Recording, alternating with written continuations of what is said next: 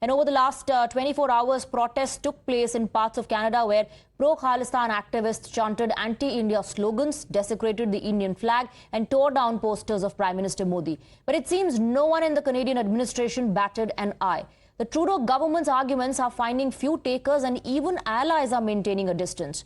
In fact, on Tuesday, India called out Canada once again on the global stage, this time at the United Nations. The External Affairs Minister made it clear that political convenience cannot determine any nation's response to terror, violence or extremism. Almost 12 deportation requests of pro-Khalistan terrorists have been made in the recent past by India, but no action has been taken so far by the Canadian authorities. One, we told the Canadians that this is not the government of India's policy.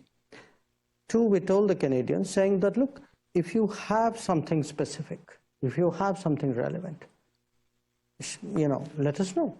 We are open to looking at it. We've given them a lot of information about organized crime leadership, which operates out of Canada.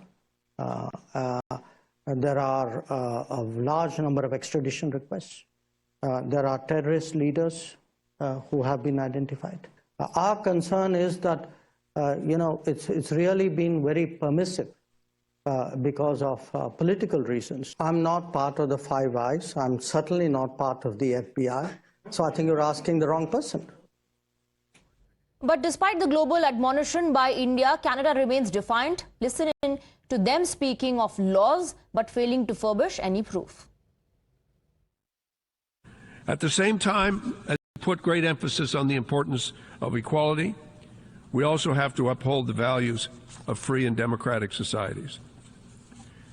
We cannot bend the rules of state-to-state relations for political expediency, because we've seen and continue to see the extent to which democracies are under threat through various means of foreign interference.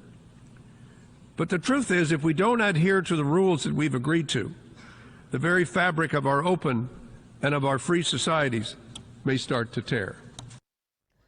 Now, when it comes to Hardeep Nijjar, Canada has been talking about the credible allegations and credible proof. India has also offered to cooperate on the investigation should any of this proof be provided.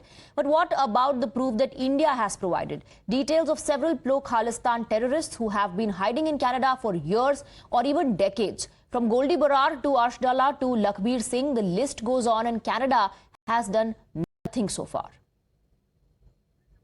Well, we have Rishabh joining us on the broadcast with more details. Rishabh, Canada, also is trying to play the victim card here by leveling sensational allegations against India and at the same time failing to provide any solid evidence, any concrete evidence. There's nothing in public domain. But on the other hand, India has provided several dossiers, several deportation requests over the years of these terrorists, K-terrorists, but Canada did not do anything, did not move an inch. Well, definitely. MEA on record has said that in last 5 to 7 years, at least 20 times, India has sent dossiers to Canada to act against these Khalistani terror forces. There have been at least 12 deportation requests that India has made. None of them have been acknowledged by Canada. And till date, India is trying to get hold of people who are in Canada, terrorists who are in Canada for that matter, who are accused of crimes from murder to kidnapping to even bombing police stations in Punjab, and Canada has always denied their deportation. When it comes to Hardeep Singh Nijjar, Canada is going to town calling it that it was a murder that has been executed by Indian agencies, but till now it's been 8 days since Justin Trudeau has made an allegation against India in the Parliament of Canada, but we haven't seen or we haven't even heard that India has been handed over with the dossier against India on what Canada is making allegation for. In the month of August, it is being reported that the Canadian National Security Advisor was here in India and spoke to Ajit Doval on the issue is what is being reported. But there also, there were only allegations. Words like we believe so, we think so, our agencies believe so were the words that were used. We haven't heard from Canada that yeah, this is the evidence and you need to act upon this. External Affairs Minister, who was in UNGA yesterday, very clearly spoke that political convenience for the response toward terrorism is unacceptable. It cannot continue. Well, on the global platform, India has also exposed the inaction on part of the Canadian authorities. Rishabh, thank you for getting us those details. But when it comes to here in India, well, the crackdown has intensified. Continue